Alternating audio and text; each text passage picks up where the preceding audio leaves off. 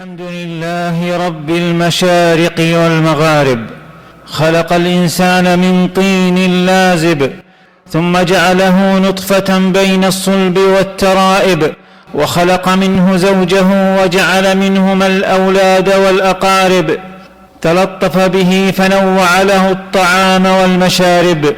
وأشهد أن لا إله إلا الله وحده لا شريك له، وأشهد أن محمدًا عبده ورسوله صلى الله عليه وعلى آله وصحبه أجمعين. عباد الله، أوصيكم ونفسي بتقوى الله وطاعته. يا أيها الناس اتقوا ربكم واخشوا يوما لا يجزي والد عن ولده ولا مولود هو جاز عن والده شيئا، إن وعد الله حق، فلا تغرنكم الحياة الدنيا ولا يغرنكم بالله الغرور.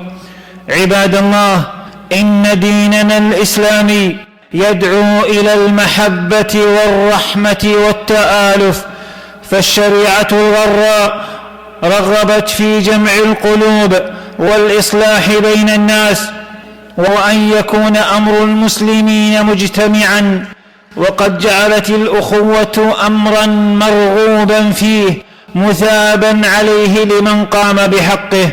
وقد جاءت الأحاديث بإفشاء السلام وإجابة الدعوة وعيادة المريض وكل ما من شأنه أن يقرب بين المسلمين، وبالمقابل نهت عن الكذب والنميمة والغيبة والهمز واللمز والسخرية، وعن كل ما من شأنه أن يسيء العلاقة ويقطع المودة بين المسلمين.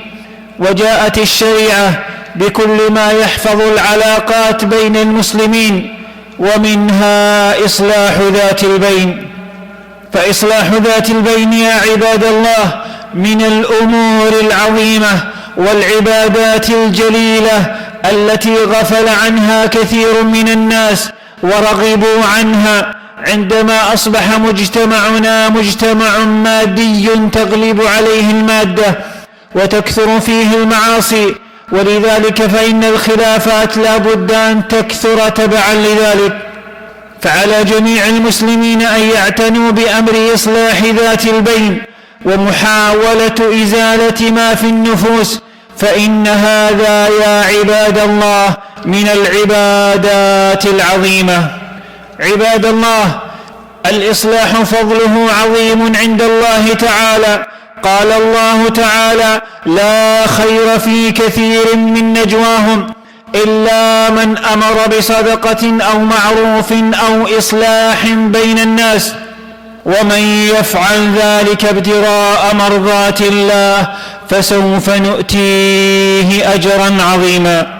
فهنيئا لمن سعى في الإصلاح بين الناس، وهنيئا لمن ضحى بوقته في البحث عن الأسر المتقاطعة وحاول أن يصلح بينهم ويجمع شمل كل متفرقين ويقارب بين وجهات نظر كل مختلفين. عن أبي هريرة رضي الله عنه أن رسول الله صلى الله عليه وسلم قال: تفتح الجنة يوم الاثنين ويوم الخميس، فيغفر الله لكل عبد لا يشرك بالله شيئا إلا رجلا كانت بينه وبين أخيه شحناء، فيقال: أنظروا هذين حتى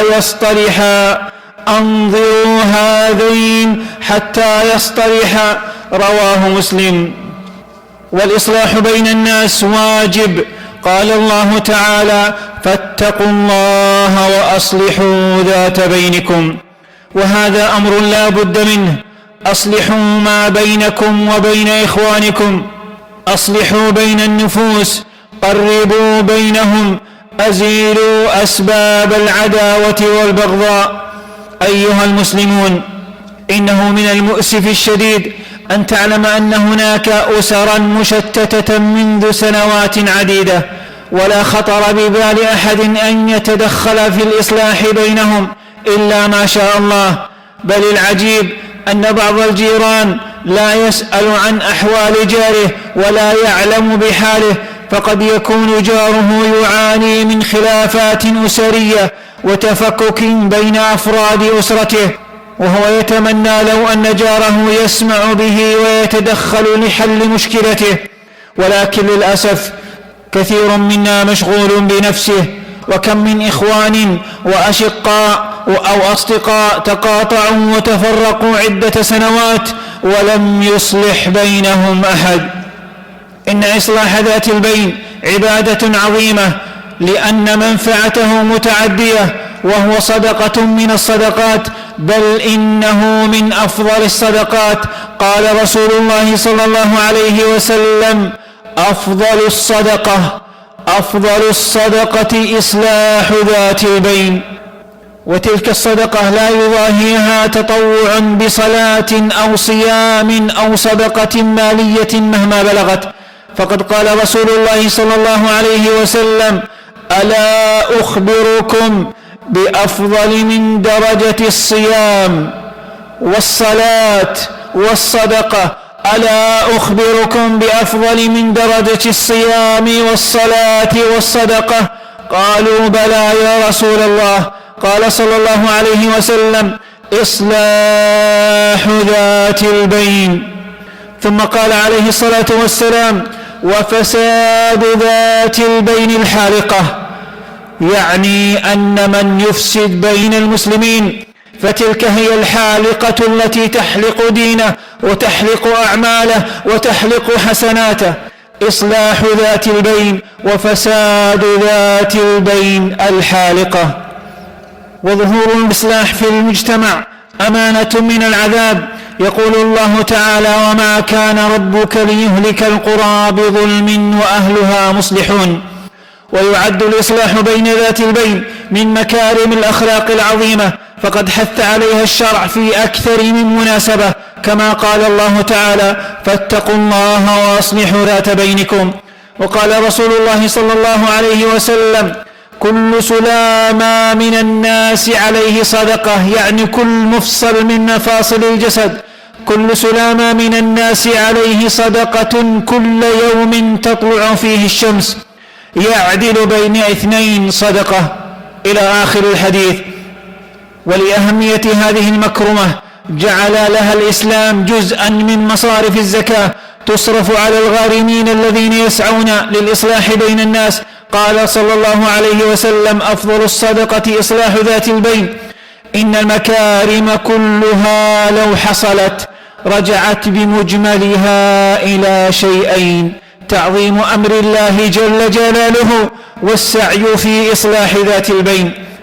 بل حتى إن الشريعة يا عباد الله أجازت للمسلم أن يكذب، نعم أجازت للمسلم أن يكذب من أجل أن يصلح بين الناس. قال صلى الله عليه وسلم: ليس الكذاب الذي يصلح بين الناس فينمي خيرا أو يقول خيرا. وقال أحد العلماء: الكذب في الإصلاح أفضل من الصدق في الإفساد. إن عملا بهذه المثابة لجدير أن يكون من خير الأعمال وأبرها. يقول رسول الله صلى الله عليه وسلم: ما عمل ابن آدم شيئا أفضل من الصلاة وصلاح ذات البين وخلق حسن. رواه البخاري. نفعني الله وإياكم بالآيات والذكر الحكيم. أقول ما تسمعون وأستغفر الله لي ولكم ولسائر المسلمين فاستغفروه إنه هو الغفور الرحيم.